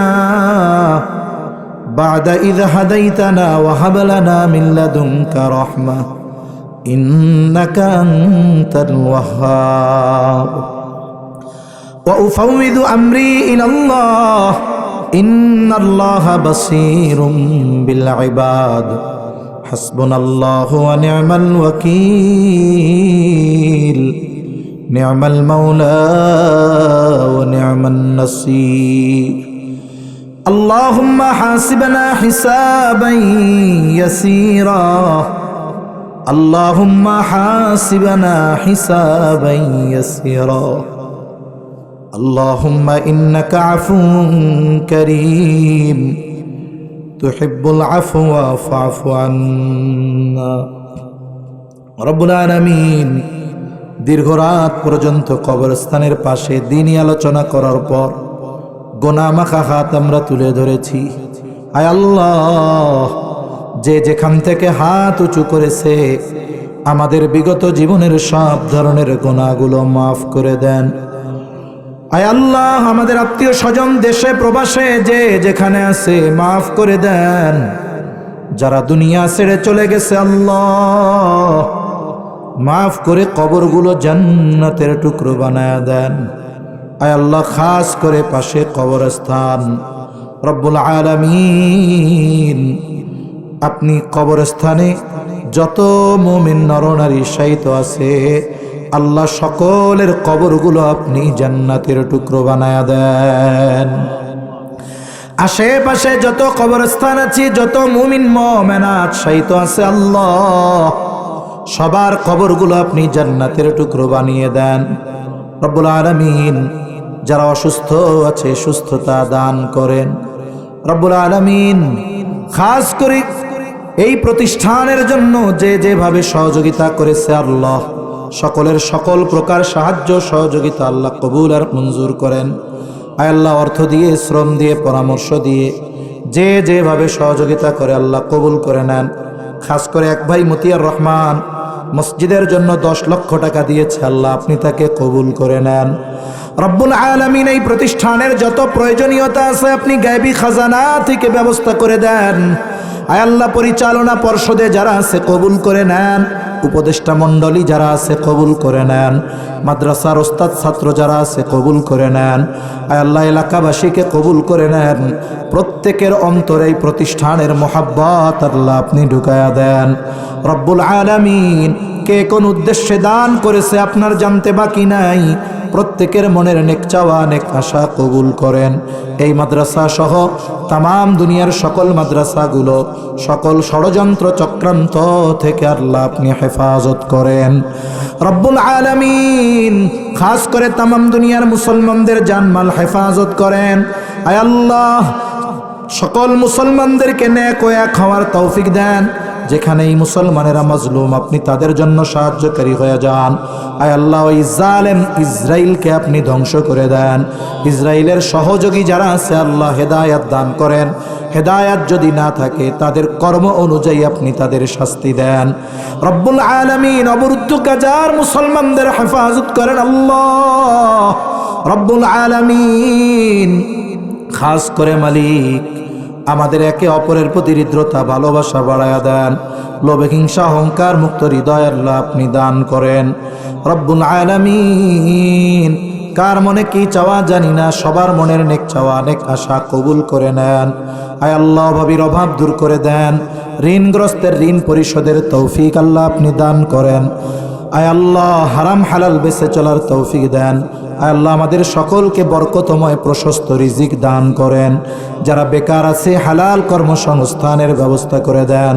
আয় আল্লাহ, বৈশ্বিক যত সংকট আছে আপনি দূর করে দেন রব্বুল আলামিন। খাস করে আমরা যারা হাত উঁচু করেছি আল্লাহ, আমাদের মধ্যে হয়তো অনেকের মা নাই, অনেকের হয়তো বাবা নাই, অনেকে হয়তো আছে যার মোহাব্বতের মা বাবা এই কবরস্থানে শায়িত আছে। আয় আল্লাহ, মা বাবা কত বড় নেয়ামত, যার নাই সে বোঝে মা বাবা কত বড় নেয়ামত রব্বুল আলামিন। অনেকে হয়তো নিজের হাতে ওই মোহাব্বতের মা বাবাকে কবরে শোয়া রাখছে। দুনিয়ার অপর প্রান্তে আমেরিকার খবর মুহূর্তের ভিতরে পাওয়া যায়, দেখা যায়। 3 হাত মাটির নিচে মোহাব্বতের মা বাবার কবরের খবর জানা যায় না, দেখা যায় না। আয় আল্লাহ, গুনার কারণে যদি কারো মা বাবার কবরে আযাব হয়, আমাদের মধ্যে যাকে পছন্দ, যার আমল পছন্দ, তার আমলের ওসিলায় ওই মা বাবার কবরের আযাব আল্লাহ আপনি মাফ করে দেন। কবরগুলো জান্নাতের টুকরো বানায়া দেন। কিয়ামতের দিন হিসাব সহজ করে জান্নাতের ব্যবস্থা করে দিয়েন। যাদের মা বাবা বেঁচে আছে সুস্থ দীর্ঘ নেক হায়াত আল্লাহ আপনি দান করেন। আল্লাহ, আমাদের স্ত্রী সন্তান আমাদের জন্য চক্ষু শীতলকারী হিসাবে কবুল করেন। যাদের সন্তান অবাধ্য আছে সন্তানগুলোকে বাধ্য করে দেন।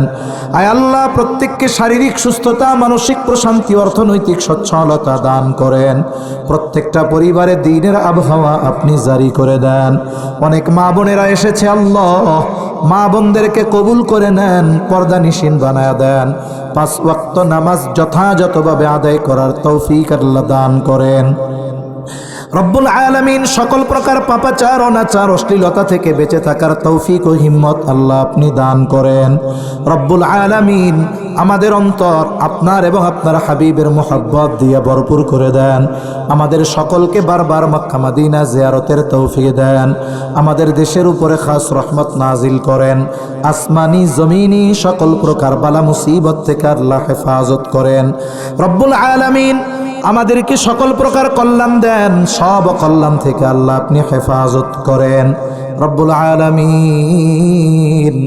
এই দুনিয়া ছেড়ে আমাদের সবার চলে যেতেই হবে। এই পৃথিবী যেমন আছে তেমনি পড়ে রবে। সুন্দর এই পৃথিবী ছেড়ে একদিন চলে যেতে হবে। মালাকুল মউত যখন মৃত্যুর পরওয়ানা নিয়ে হাজির হবে, আপনি আপনার প্রতিটি বান্দার জবানে তাওহীদের কালিমা নসিব করে দিয়েন। রব্বানা হাব লানা মিন আজওয়াজিনা ওয়া যুররিয়াতিনা কুররাতা আ'য়ুনিন ওয়াজআলনা লিল মুত্তাকিনা ইমামা। রব্বিরহামহুমা কামা রব্বায়ানি সগীরা। রব্বিরহামহুমা কামা রব্বায়ানি সগীরা। ওয়া সাল্লাল্লাহু তাআলা আলা খায়রি খালকিহি محمد وعلى آله وأصحابه أجمعين آمين برحمتك يا أرحم الراحمين آمين.